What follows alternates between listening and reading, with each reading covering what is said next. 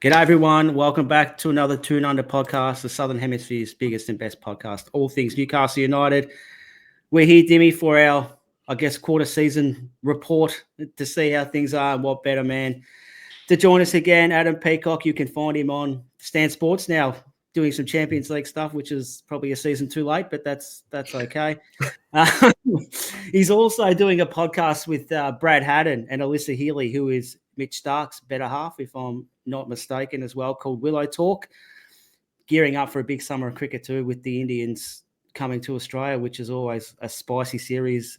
No pun intended there at all. But Adam, how are you, mate? Good to see you again.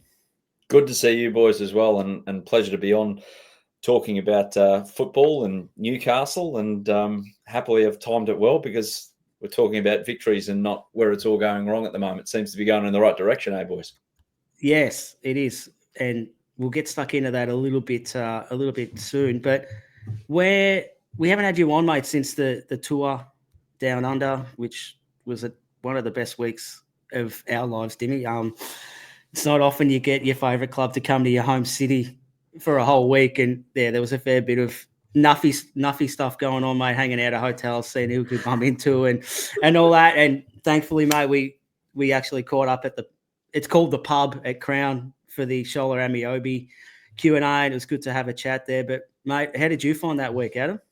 Oh, it was brilliant. It was great fun. I still smile at the fact that I was up in front of, felt like about 3,000 Newcastle fans there. It was probably a bit less, but it was noisy with Shola talking.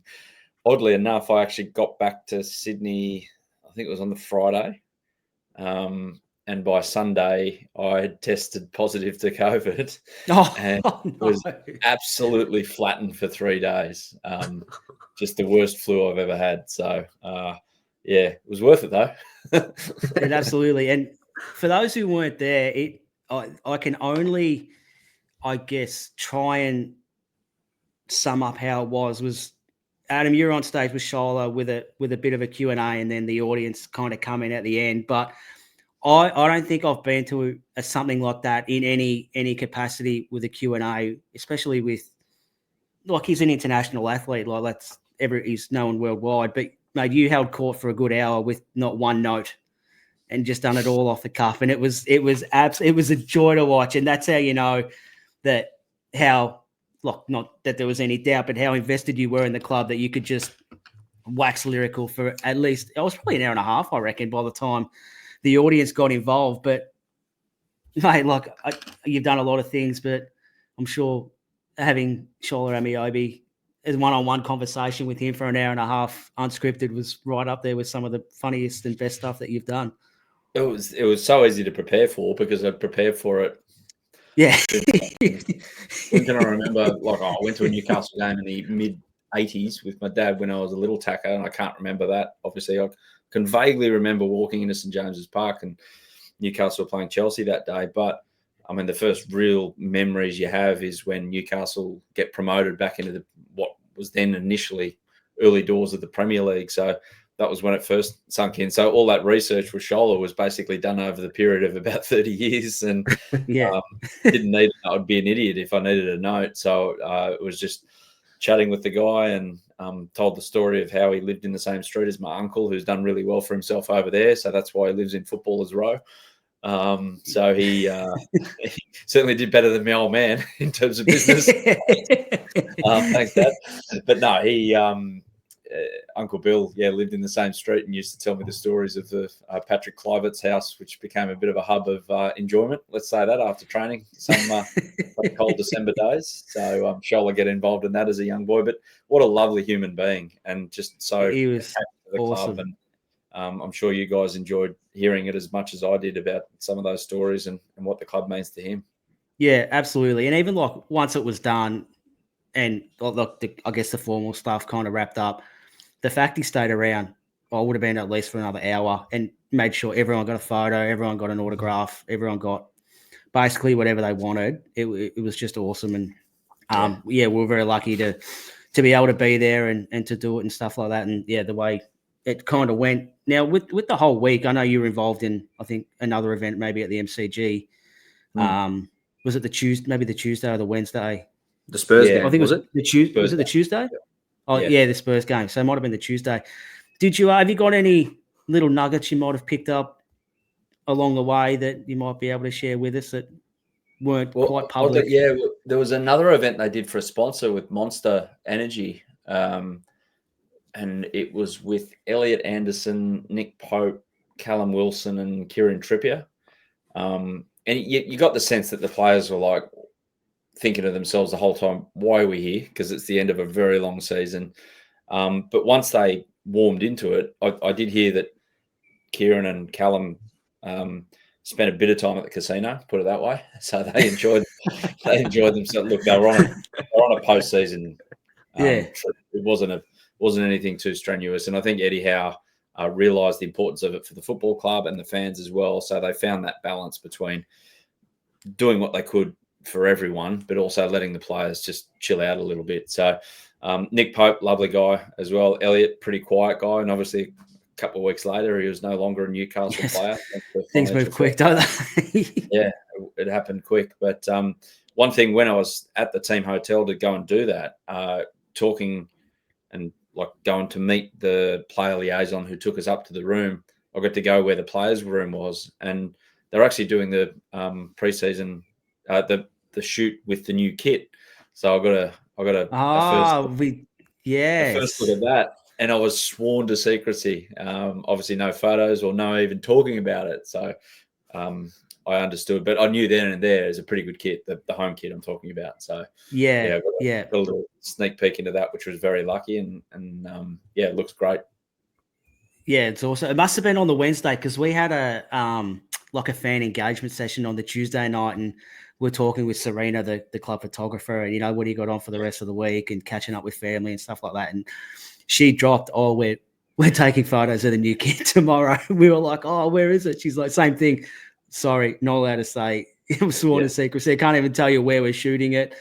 Yeah, like nothing." So, no, that's awesome. And it was such a good week. Like, who knows when it'll ever happen again, if it'll ever happen again. But you just have to make the most of it. I reckon they'll come around pretty quick because they're just a quick way to make money for the club, and that's what's needed at the moment before the stadium gets a total rebuild, and we can get revenue in that way to meet the demands of balancing the books. But hopefully it's not as long next time as it was. In between drinks. Good segue there, mate. And we haven't rehearsed this at all. The stadium. So this has been a very contentious topic, not just on the podcast, but amongst the fan base in general. What's your preferred outcome for all this whole stadium talk? Oh, to stay at St James's Park. And if they did have to rebuild, they'd probably not move. It's not like they'd move 20 k's out of town to some land that they could access and get easily. It's literally about 200 meters away from where they are at the moment. Yeah, I did hear the town mall, which was like, if you know Newcastle, it's a little bit out, like a 3-minute drive. The road network out of the city is pretty good around Newcastle. But I thought, I was like, no way in the world that will happen. But it's tricky because you don't want to displace people from their homes.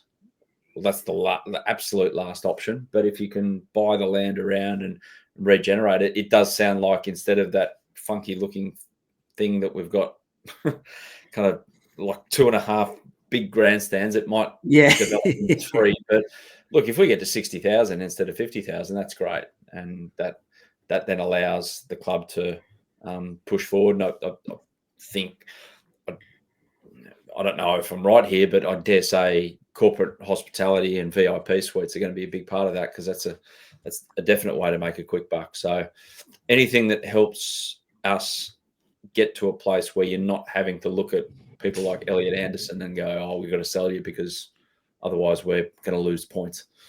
I think that's the focus. It feels like that's the focus from the club at the moment.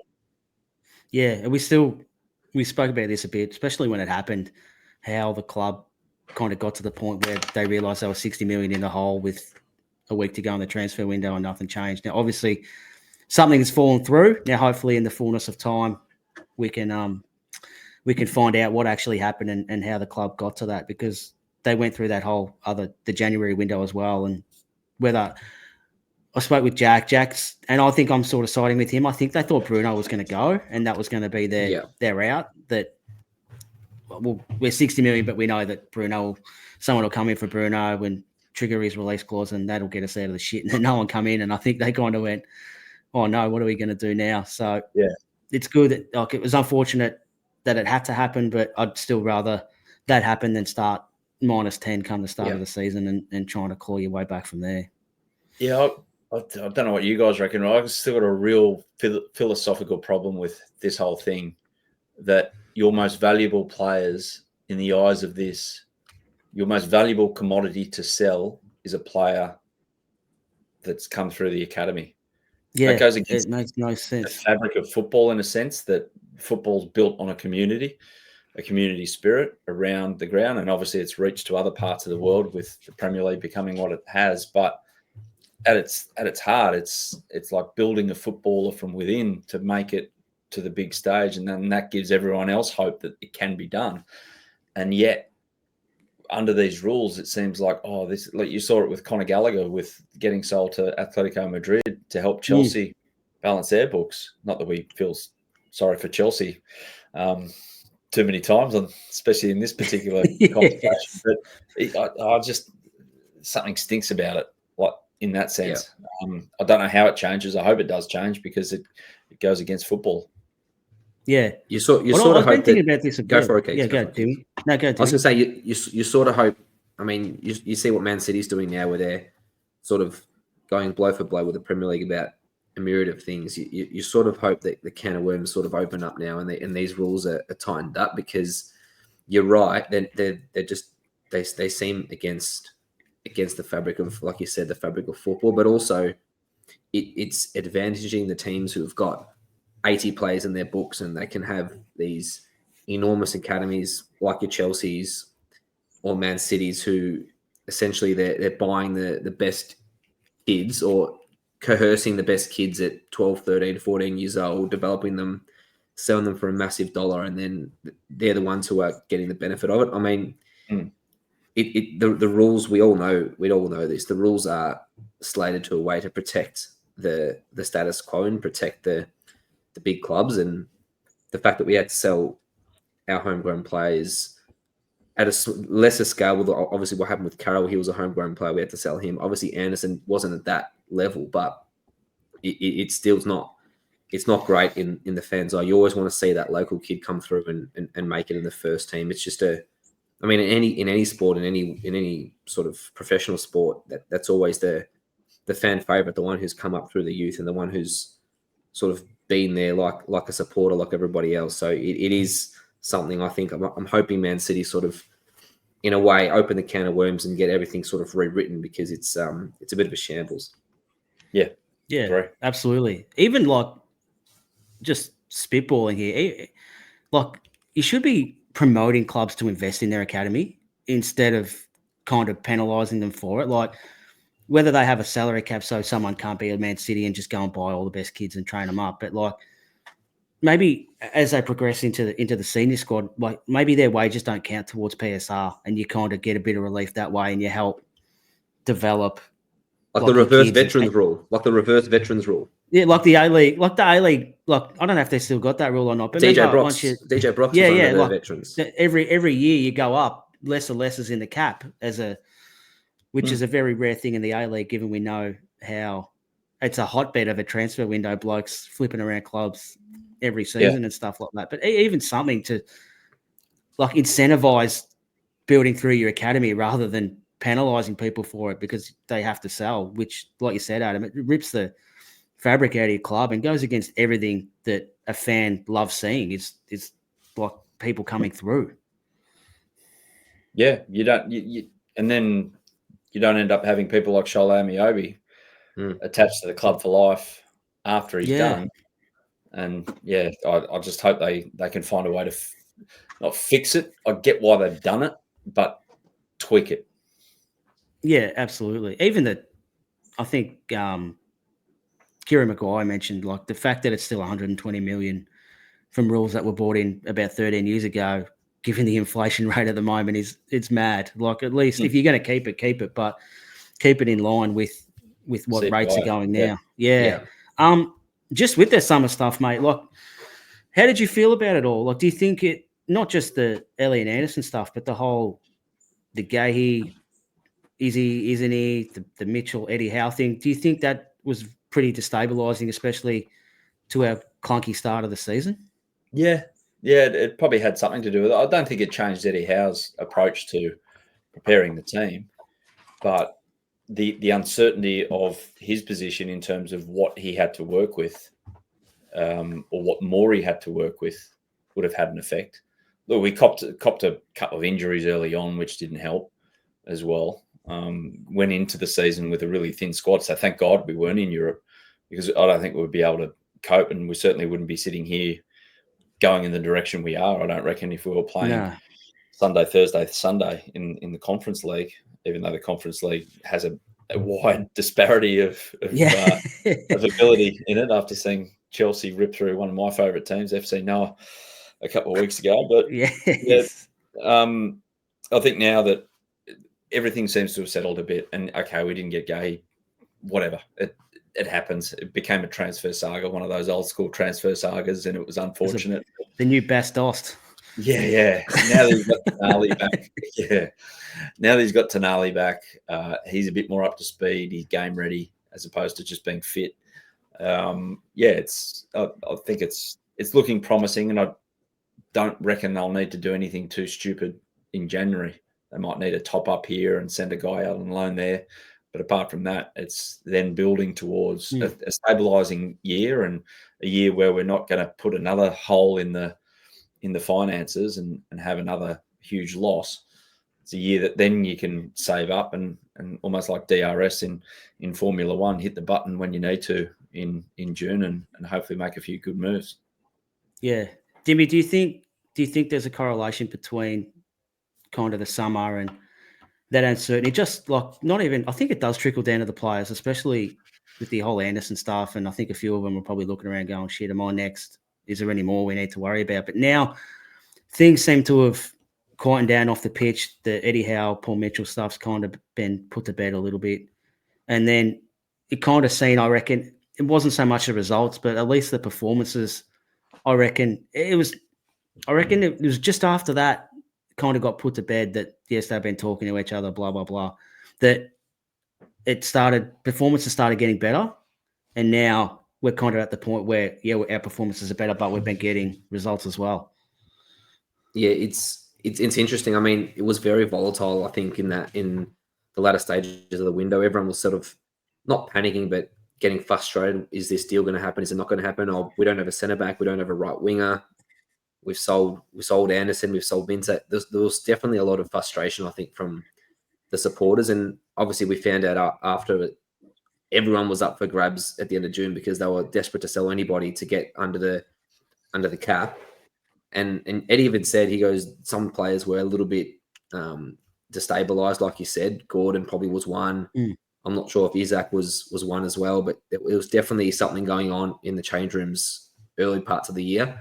The weird thing for us is we actually got results at the start of the year, but we weren't playing well. Yeah. And the results probably helped cool down the external talk, but the performances weren't there, at least until I think post the Fulham game, and that was sort of the turning point. After that, we started picking up our performances, but it is now, you can see the path is a lot clearer for everybody, and everyone's sort of rowing back in the same direction. And we're lucky, I think, like Adam said, we don't have the Conference League and playing these random teams and just for no apparent reason winning 5 or 6-0, just wasting legs and wasting time. I think we've got that clear focus, one game a week again. We've got a relatively healthy squad at this stage, and we're starting to build a bit of momentum. And I think, definitely that Mitchell Howe saga, so to speak, I think that definitely is well and truly on the back burner. Yeah, and it's going to be very interesting now, especially like you said, Adam, with no Europe. It's been a real sort of stop-start to the season. Like, I think it's been 3 international breaks in 10 or 11 games, which is really hard to get momentum and stuff like that. And we've always thought after this one, we'll get a few players back, and they never seem to come back. So we are hoping, I guess, that like Wilson and Trippier will be back after this break, which will kind of help fatten the bench up too. And we don't have to plug Isak's last sort of 3 games. He's been gassed by about the 80th minute, but there's always been that reluctance to bring Osula on because he's obviously not quite ready yet. But Botman, maybe 6 weeks or so away, I think, from returning as well. With that, no Europe, and now we're sort of starting to get settled. I think we could be in for a good little run of games coming up, Adam. Well, hopefully the international break didn't exactly help us. And I did note that Isak played in Sweden's first game, so he's he scored and assisted too. Yeah. He's not got a rest, but at least he's in good form. He's so crucial. He's a player that I thought Arsenal would go heavy for, and maybe in 8 months' time they might again because they desperately need someone like him. So hopefully they're not paying attention to him too much.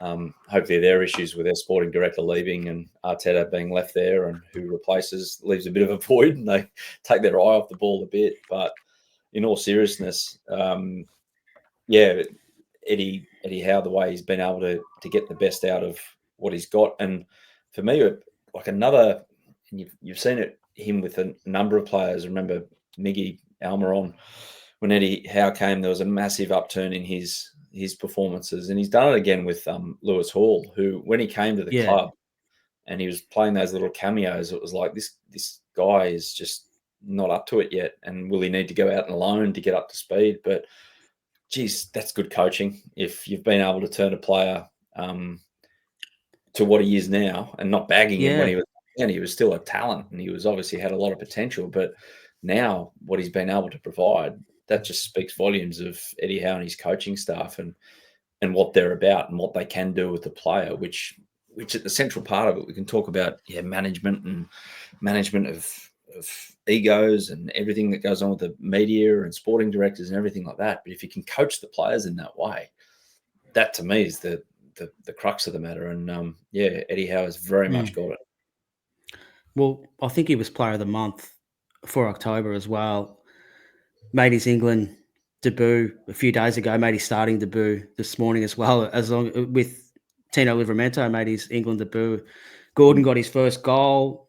Like, I think it was the first time since 97 that we've had 3 players play in the England team. Dimi, do you know who the last 3 players were? That's a stupid question, isn't it? Of course it's got to be my boy number 9 Shearer. It's got to be let's go with Gary Speed. No, he's Welsh. No, let's go with he's Kieran Welsh. Dyer. Good try. Kieran Dyer. No. I thought you'd be all over this. Adam, you in? Rob Lee. Yes. David Batty. Yes, that's David Batty. I wouldn't have got Batty. I should have got Rob Lee.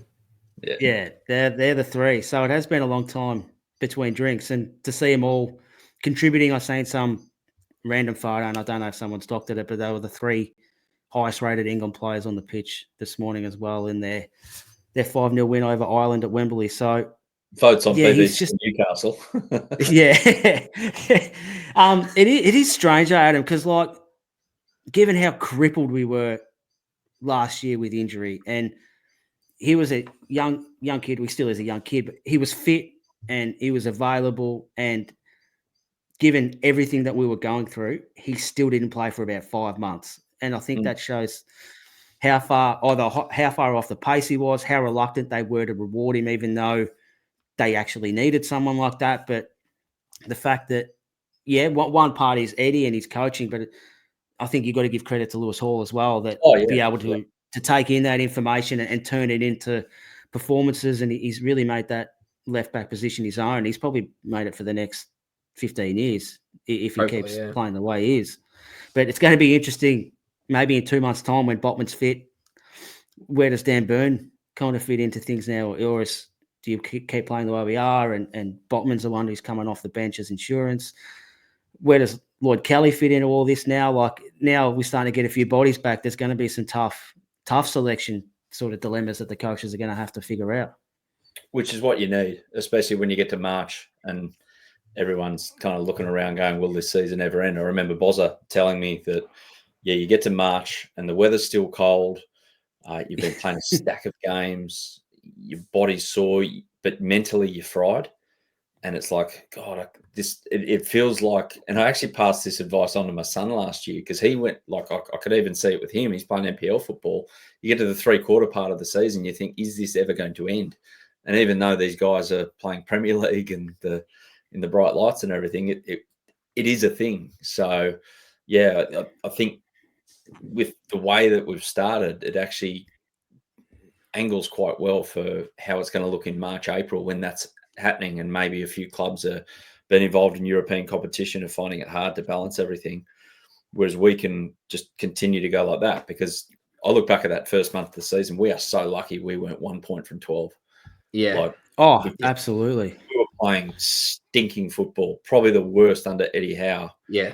But getting results. So that's the fortune you need sometimes. Flip side is we might be playing some games soon there where we're much the better side and we get nothing out of it. That might be the balance. It tends to even up that way. But I do get the feeling the way the squad, fingers crossed, that nothing bad happens to 3 big players in the next 2 months with the League Cup run and everything and the FA Cup coming into the equation, that we can get to March, April and we're quite fresh and we can look forward to those last 6 to 8 games with a bit of anticipation. Well, that was the hallmark. Keith. That was the hallmark of the first 2 years under Eddie. Was we really finished the seasons really strong, and we sort of hit the ground running while the teams were sort of, like you said, they were cooked by the end of the season. But we finished the seasons really strong. So I dare say that Eddie he's very meticulous with his planning, and he's very meticulous with what he wants his players to look like over pre-season. I think he's anticipating all our rivals really around us are playing European football, who are chasing the same positions as us, except us. And I think it's a massive advantage for us that we're not playing that European, not only the games every 4 or 5 days, but it's also the mental strain playing every 3-4 days it does, and obviously the stress playing knockout football as well. So I really think we can launch into this. I mean, touch wood with injuries and everything, but launch into the second half of the season. And I think that you're right. While other teams are sort of dying down at the end of the year, I think we could be able to snatch a spot a lot higher up the table than we probably thought initially. And just a quick one off the back of that, that I read an article today about Spurs, and it was an interview with Nick Montgomery and Mile Jedinak, 2 Aussies. We'll claim Nick Montgomery now, but yeah, he's been here long enough. He's an Aussie. with Ange at Spurs, and they were talking about how after the Galatasaray match last week or the week before, Europa League, they got back to London 3:30 a.m. Jedinak and Montgomery actually slept at the training ground because they got these sleeping arrangements there. They got a mini hotel. And then they're up early off a few hours sleep to prepare for the Ipswich game a couple of days later. And okay, the players looked after, they're freshened, they're doing everything they can for the players. But I'm thinking to myself, what about the coaching staff? Are they getting the best out of themselves to get the best out of the players if they're operating 3 hours of sleep? So that's a hidden factor when it comes to European football as well. And lo and behold, they came out a couple of days later and got upset by Ipswich in that game, as luck would have it, or a lack of luck would have it. So, I think it's a huge factor for everyone involved in the football club, notwithstanding not just the players. Yeah, even I reckon after what happened last year with the injuries and stuff like that, I remember first thing comes to mind is that Villa game, even the PSG game. We were so high octane, up tempo the first quarter of the season, kind of where we are now, really. And then I remember it was after the Bournemouth game where Kieran Trippier was going over the away fans saying, like, we've got nothing left. Like, they were empty then. And then all the injuries happened and they couldn't do it. Whereas now it feels like with maybe Eddie and James Bunce, the performance manager or the sporting high performance guy, kind of, okay, let's kind of slow burn this so we're still going at the end. And it feels like, and everyone was kind of questioning, oh, where's our press gone? And, we're not, intensity isn't our identity anymore and stuff like that. But it started to come through in the last few games, and I reckon that they've kind of made a strategic plan to say, hey, let's not come out turned up to 10 from game one. Let's burn into it. We know we've got breaks with the internationals and stuff, and then, all right, let's get everyone where hopefully they are, and then we can sort of build from here, like from where we are now. Let's really turn it up, knowing that we haven't ate all the popcorn in the first 5 minutes of the movie. Good point. Yeah, that's what I reckon anyway. So, I agree with all of it. yeah, I'm not sure. Garang Kuol, I'm not sure if you've heard anything about Garang, Adam, either. I think he started a couple of weeks ago, was his first game, Dimi, in the under 21s. So I'm not sure what he did have an injury. I did read it. I can't remember what I think it was a thigh it injury. was. Yeah. So he did play the MCG game. I think he played the Marvel Stadium game as well, from memory, against the A-League All-Stars, but kind of unsighted, unheard of since then. So you haven't heard anything where he's at or anything like that? No, I think he copped an injury at the exact wrong time because they were looking at a loan for him. So yeah, I'd be amazed if he doesn't go out in January somewhere. Could be back here because the A-League, they do play a lot of games after Christmas. Like the great majority of their games is after Christmas. So he might get a go there, but he just needs to play football somewhere and a lot of it. I think given the Mariners' start to the season as well, they haven't started off too well. So I'm sure with the cum dog moving on, they kind of have been a bit thin up front. So I think he'd be pretty handy. His brother's there too. He could play his brother. Go back to an environment that he feels comfortable in. Hopefully he can kind of kickstart his career as well. But before we wrap up, mate, we might quickly touch on the Socceroos while we've got you as well. Was it Thursday 2 or 3 days ago?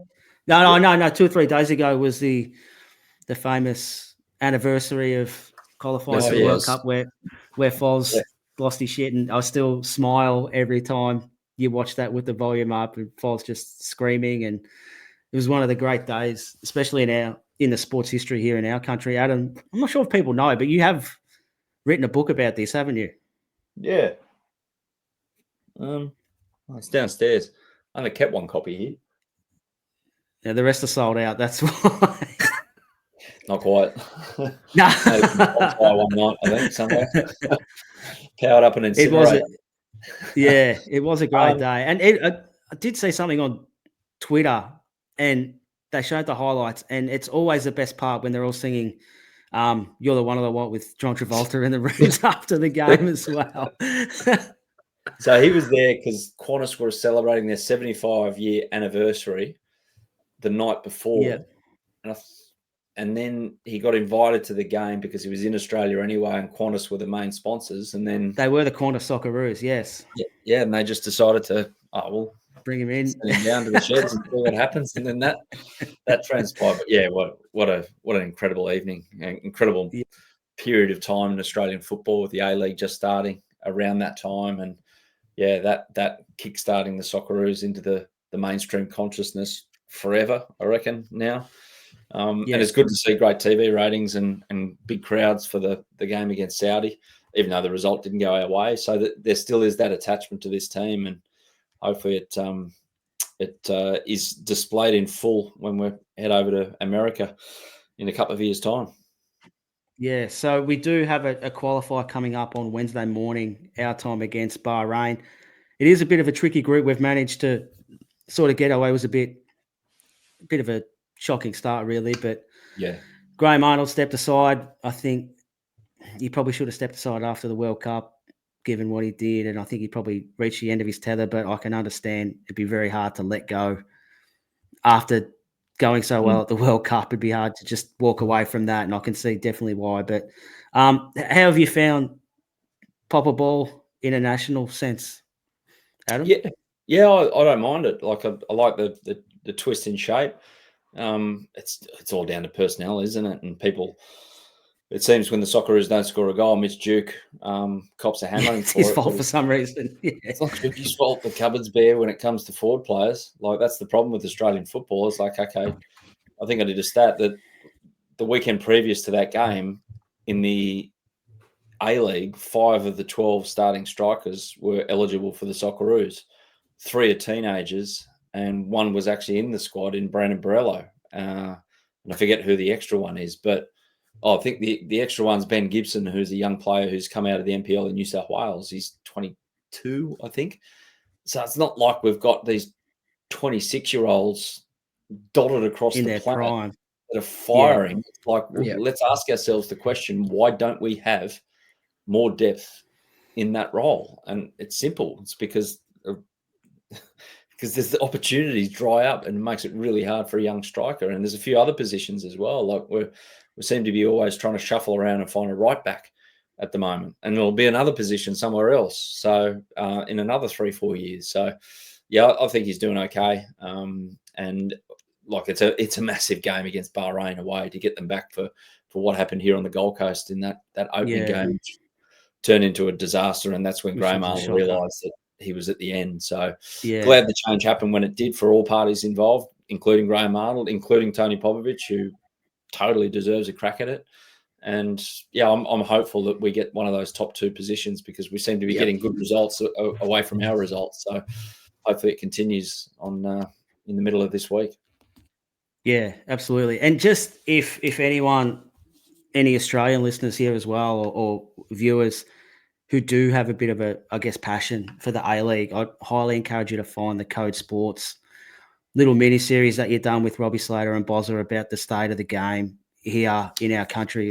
I loved it. I couldn't get enough of it. And every point you kind of made, I found myself in the car just nodding, saying, yeah, that's exactly right. And I think, yeah, the sooner everyone can kind of come together for the common goal, I think things will change pretty quick. And I know it's a little bit different, but I look at kind of basketball in this country at the moment where it seems to be pretty unified and you can kind of see the development coming through and the players that we either have, Australian players getting drafted in the NBA or even the next stars that come out and play NBL with the view to get drafted, like Huck Porty and Alex Sarr was the second pick, LaMelo Ball and things like that. There is a way to do it. And I think, like you said, especially you touched on in the pod, it seems everyone's sort of worried about their own backyard instead of coming together as well. So if you can try and go find that, I think was it a 4-parter, 4 separate episodes? Yeah. The main part of it actually is the written articles. There's 5 of them. So yeah, the big problem for Australian football is a lack of unity when it comes to approaching a government to try and get some funds. It seems that everyone has their hand out within football and there's no uniform approach. There can't be a total uniform approach. But even when it comes to development, there's little sections of each part of the game. FA are doing their thing, APL are doing their thing, the NPL clubs are doing their thing. There's no real, like the state feds are trying to organise competitions, but then they, in certain states, dabble in running teams that go in that competition. So it's it's difficult, man. I can't see an easy solution to that side of it, and that's the key to it all: player development and coach development, but player and coach development. Which then, if you have good competitions, you develop better referees, and everything spins off the back of that. But yeah, I can't see total cohesion happening anytime soon. Put it that way. Yeah. Who do you think was our last sort of, I wouldn't say star player, but a regular player overseas? Was it, do you think Aaron Moy was probably the last one? Or Tommy Rogic? They were kind of around the same time together, but yeah. I'd say the last from the men's side of things. Well, obviously Sam Kerr's taken over that, and the raft of Matildas, who got their who are absolutely flying at the moment. But as far as the boys are concerned, I'd say Tim Cahill's the last one that has cut through in mainstream Australia, like a cricket fan will go, oh, Timmy Cahill. A rugby league fan will go, oh, Timmy Cahill. Whereas, do we have that as much now? Not quite, but I'm hopeful, always hopeful that things can change in that regard. Which is a credit to the Matildas now, because I think you find fans of any sport can identify who probably Sam Kerr and Mary Fowler are at the same time, which is awesome for them. And I think they're coming down here to Geelong in December, I think. So I'm taking my daughter there, and she can't wait. Like, she knows Sam Kerr, she knows Mary Fowler. I think she knows Kai Cooney Cross as well, who lived in Torquay down this way too. So yeah, she's pumped, and you can just see the cut through now that it's got with you see how many young girls are playing the sport and stuff like that. It's like you said, mate, the cut through that the Matildas have got in this country has been remarkable. I don't think anyone had seen this coming. Yeah, it's insane. Yeah. But Dimi, you got anything to add, mate, before we wrap this up? Look, I know this is a Newcastle podcast, but I'd like to get anyone who's an Australian who follows Newcastle or who's an international Newcastle fan watching the show. The A-League, as much rag as it gets, it's one of the most entertaining leagues. It is the greatest league in the world. Every week there's something. It's awesome. Every week there is something, an incident that you will not find that you won't get anywhere else. You will not get anywhere else. Whatever you want to find, you will find it in the A-League. It is pure entertainment, and most of the games, I think they're on BT Sport or something over in the UK, and usually the Saturday ones are about 9 or 10 a.m. while people have breakfast. So before you head to the pubs to watch your 3 p.m. Premier League games, I think an A-League game in the morning in the UK is definitely good value, and I think it's getting that cut through like you guys said, because I think the entertainment value is there, and we've just got to put our arms around it, not sort of poke fun at it and sort of diminish it when something happens. Like, not to end on a sour note, but there was an incident at the basketball this weekend in Melbourne where if something similar happened at the football, I don't think we'd hear the end of it for weeks and weeks and weeks. And that was almost, if you saw the reaction of the security guard when that incident happened, you'd be laughing if you think that would happen at the football. There'd probably be people on the streets in blood and in hospital. It's something that's still we're trying to get cut through here in Australia for football, but for pure entertainment's sake and for just eyeballs, I'd encourage everyone to get around the A-League, because it's definitely like that promotion that Eli did. It was a fantastic promotion for the 20th year of the A-League. I definitely think it deserves a lot more credit locally and internationally than it does. Yeah, there's never a dull game. There's honestly, there's a talking point at every game. Even the W League wasn't this weekend, the last weekend. One of the players' dogs ran on the field. Like, you won't get that anywhere else. Like, that's brilliant content. Exactly. Yes. Exactly. So, well said, Dimi. Awesome. You can even Google A-League highlights on YouTube after you finish watching this, and you'll just get a plethora of things, and you'll be like, how does this happen in the same leagues? Because, like I said, it is the greatest, most fun league in the whole world. So great. Well said, mate. We'll leave it there. Adam, I can't thank you enough for your time again, mate, for jumping on. It was great to catch up with down in Melbourne when you come down, had a beer and cram with you as well, which was awesome. So yeah, once again, mate, well done on dominating that week. Would have been probably a highlight, one of your life highlights in a life full of highlights, but the fact that you could put yourself in a position that I want to say maybe 30 years of research that you could just freestyle for a whole week and hold court with the people that you watch every week is an absolute credit to you, mate. And there's a credit being there and watching you do your best stuff. So thank you very much for that. Too easy, guys. Thanks for the kind words. And good to catch up again. Yes. All right, Dimi, thank you, mate, for your time again. I'm sure you're a very busy man these days, so anytime we can get some of your time is a good time. So thank you very much, mate. Cheers, mate. The time as a father is a lot different than time pre-father. Yeah. And we warned you about this for years, mate, and I'm glad you're finally seeing what we're talking about now.